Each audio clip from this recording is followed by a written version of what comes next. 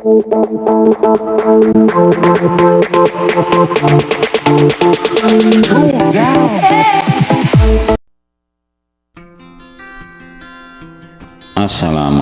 warahmatullahi wabarakatuh. Alhamdulillah, sedulur, ketemu lagi dengan Berkah Family Official. Semoga sedulur semua diberikan kesehatan, keberkahan, dan keselamatan dunia dan akhirat.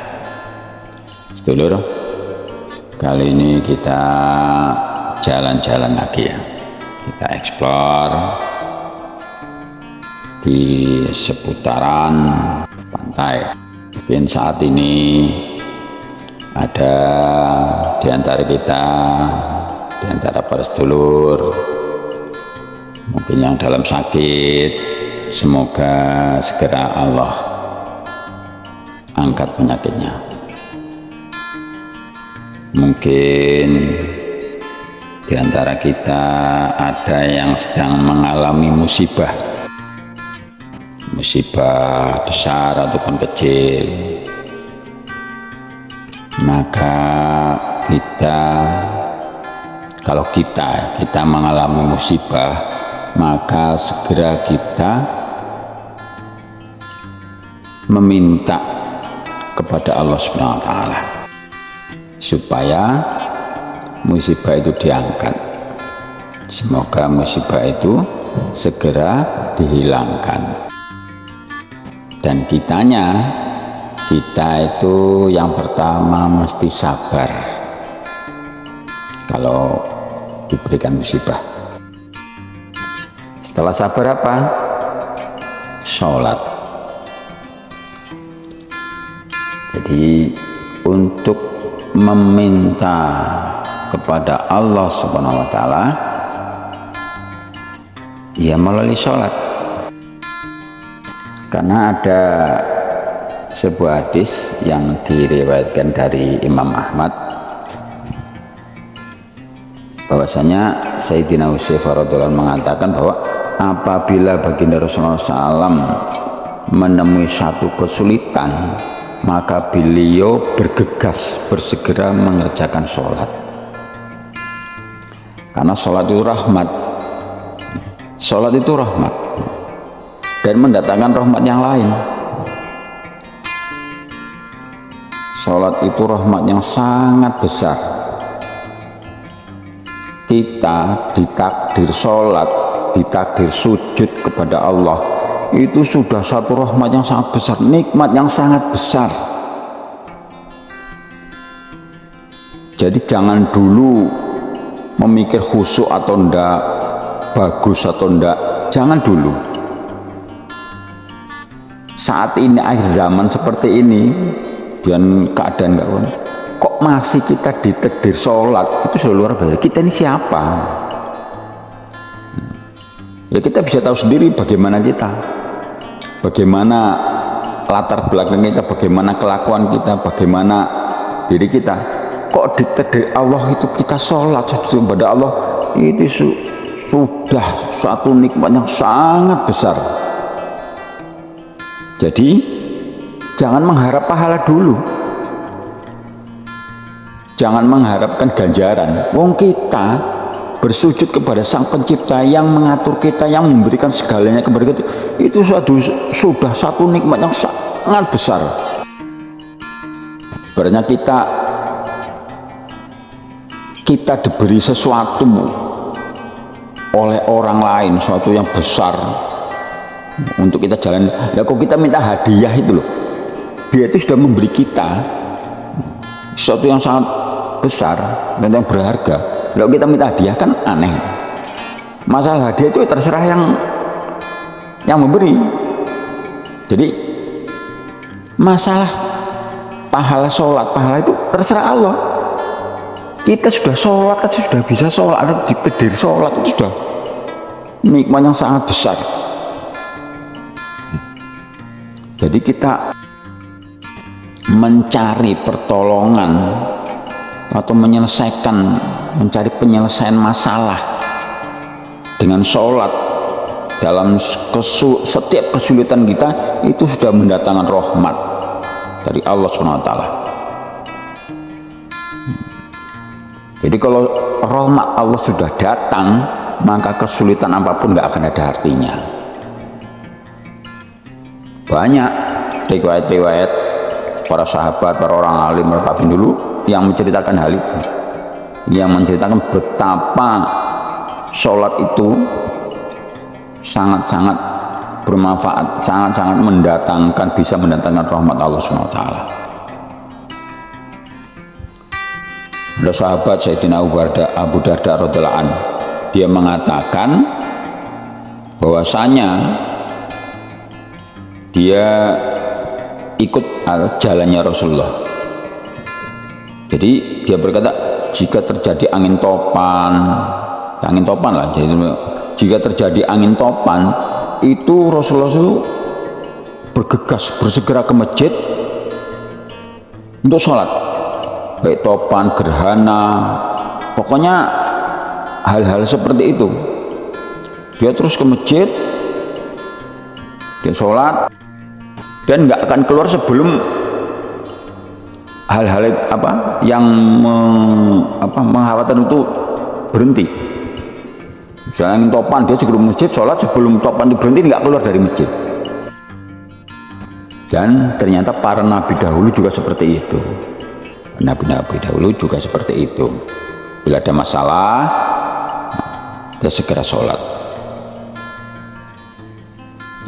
Itu pentingnya sholat.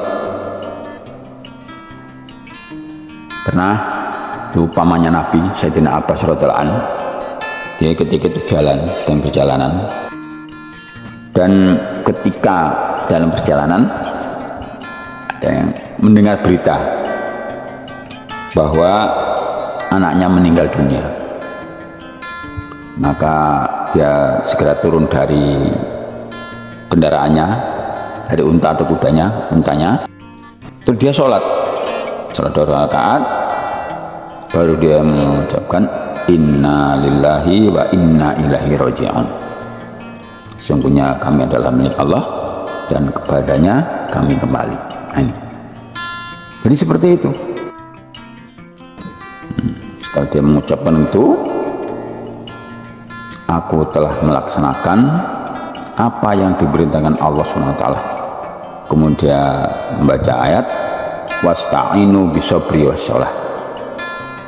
Carilah pertolongan Allah dengan sabar dan sholat. Jadi yang pertama, apabila kita mendapat musibah, maka sebaiknya sabar, kemudian sholat. Sholat dulu yang pertama, baru ikhtiar secara zahir. Misalnya anak atau keluarga kita terkena penyakit atau tiba-tiba, ya kita sholat dulu, baru ke dokter. Ini mengandung pelajaran yang sangat berarti, sangat luar biasa. Misalnya anak kita demam tengah malam, misalnya demam panas gitu. Kemudian kita obati, demam langsung kita kompres segala macam, kita berikan obat yang ada pada diri kita, yang ada di rumah kita, kemudian dia sembuh, maka apa yang terpikir? Maka yang terpikir bahwa obatnya manjur. Walaupun kita ucapkan alhamdulillah segala puji bagi Allah, maka tapi yang dalam hati kita tertanam dalam hati kita, obatnya manjur. Bukan Allahnya, tapi obatnya. Dan apabila anak kita sakit malam-malam seperti itu, kemudian kita bawa ke dokter dan diobati, ternyata sembuh, maka yang kita puji dokternya, atau obatnya bagus, dokternya cocok. Dan kalau nggak sembuh, terus sebaliknya, maka yang kita terpikirkan bahwa dokternya kurang bagus, obatnya kurang cocok, dokternya kurang cocok. Hanya. Tapi kalau seandainya malam-malam anak kita sakit seperti itu, kemudian kita segera wudhu dan sholat 2 rakaat, mohon kepada Allah, kemudian kita bawa ke dokter. Kalau sembuh, maka yang terpikir tersimpan dalam hati kita itu, doaku diterima oleh Allah. Allah mengijabah doa. Kalau nggak sembuh, maka yang terpikir dalam diri kita, Allah belum mengijabah doaku, belum mengijabah. Maka hubungannya dengan Allah. Dokter itu hanya sebab, hanya jalanan. Jadi nggak menyalahkan dokternya, nggak memuji dokternya, tapi memuji Allah. Dan kalau nggak sembuh, nggak menyalahkan Allah, nyalakan kita bahwa doaku belum diijabah oleh Allah SWT. Maka ini benar, akidahnya benar, akidahnya nggak rusak, tauhidnya nggak rusak. Sembuh atau enggak itu ketentuan Allah, karena dokter itu nggak bisa menyembuhkan. Yang bisa menyembuhkan itu Allah. Dokter menyembuhkan penyakit dengan izin Allah. Kalau Allah izinkan, ya dengan berobat ke dokter bisa sembuh. Kalau Allah menghendaki dengan berobat dokter nggak sembuh. Jika Allah menghendaki nggak berobat pun bisa sembuh. Jika Allah menghendaki berobat pun nggak sembuh. Jika Allah menghendaki nggak berobat nggak sembuh. Jadi berobat nggak berobat itu nomor dua, nomor sekian. Yang pertama itu hubungannya dengan Allah. Yang pertama itu akidah kita nggak rusak, iman kita nggak cacat. Karena kalau kita sudah meyakini selain Allah, maka bisa dikatakan cacat iman kita. Cacat iman kita. Kalau iman itu cacat, wah payah memperbaikinya, nanti di akhirat susah. Tapi kalau amal-amal kita, ibadah kita cacat, masih belum begitu berat dosanya. Bisa diperbaiki, bisa ditambal, bisa ditutup. Tapi kalau akidah, iman kita, nah ini, maka perbaiki iman kita. Jadi yang pertama itu, kalau kita menerima musibah, mendapat musibah, pertama itu sholat. Ya, pertama ya hatinya sabar dulu, harus sabar. Jadi karena sholat itu memang suatu yang sangat besar, suatu yang sangat besar nilainya. Seberapa banyak pun kita sholat, ini sholat sunnah ya, bukan sholat fardu. Seberapa banyak pun, seberapa sholat itu di hadapan Allah masih kecil, karena sholat itu besar sekali. Karena sholat itu memang dasarnya, dari dasar itu memang sudah bagus, sudah baik, sudah amal yang paling afdol di Allah adalah sholat ya. Inilah pentingnya kita sholat. Jangan sampai kita meninggalkan sholat. Sholat 5 waktu. Apapun kondisi kita, apapun keadaan kita, selagi kita masih sadar atau belum koma atau pingsan atau waras, masih waras akal kita, sholat. Sakit apapun, misalnya ya nggak bisa berdiri, duduk, nggak bisa duduk ya baring, nggak bisa baring ya hanya menggerakkan yang bisa kita gerakkan, tangan. Nggak bisa juga hanya dengan lisan, nggak bisa juga ya dengan isyarat, dengan hati kita semampu kita. Semampu kita laksanakan sholat.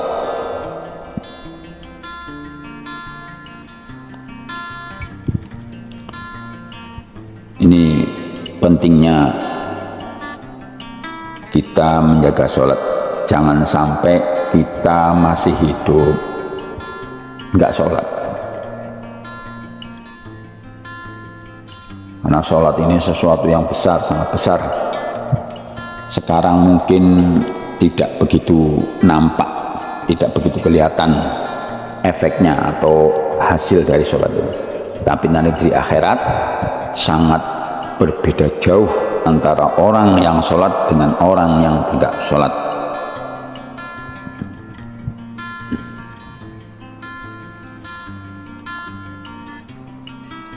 Karena Nabi mengajarkan seperti itu, keluarga-keluarga Nabi juga seperti itu, sahabat-sahabat Nabi juga tabi'in terus seperti itu, mementingkan sholat. Sayyidina Abdullah bin Salam, sahabat, dia mengatakan bahwa apabila kesulitan menimpa keluarga baginda Nabi Sallallahu Alaihi Wasallam, maka beliau akan menyuruh keluarganya mendirikan sholat. Jadi mendirikan apabila susah, ada musibah, segera sholat. Kalau kita saat ini memang ya seperti ini, agak terasa berat. Apabila kita mendengar sakit, yang terpikir oleh kita apa? Obat, dokter. Apabila kita terlilit utang, ya nyarinya cari utangan, artinya gali lubang tutup lubang, bukan ke Allah dulu. Nanti udah mentok jalan-jalan baru minta Allah. Ini kebalik nih. Kalau orang-orang dulu itu Allah dulu diminta, baru ikhtiarnya ke makhluk. Kalau kita kan sekarang enggak, ke makhluk dulu, ke orang dulu, ke yang nampak dulu. Nanti udah enggak apa, baru mentoknya baru ini Allah. Allah di nomor 2 kan. Kalau orang-orang dulu, Allah di nomor 1 kan, diutamakan. Sama minta bantuan, minta tolong kepada Allah, mengadu kepada Allah, baru syariatnya. Kalau nggak punya ya kerja, tapi mintanya kepada Allah dulu, baru kerja. Kalau sakit ya minta kepada Allah dulu, baru berobat. Kalau kita kan enggak, keluarga kita sakit, kita obat sana sini, udah enggak, baru minta, ya Allah sembuhkanlah ini, kok nggak sembuh-sembuh. Nah, ini kita, saya lah. Nah.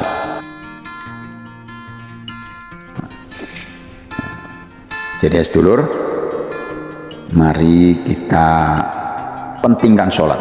Sholat ini sangat penting, jangan sampai kita melalaikan sholat. Kita pentingkan sholat, bahwa sholat itu yang paling penting, kita utamakan.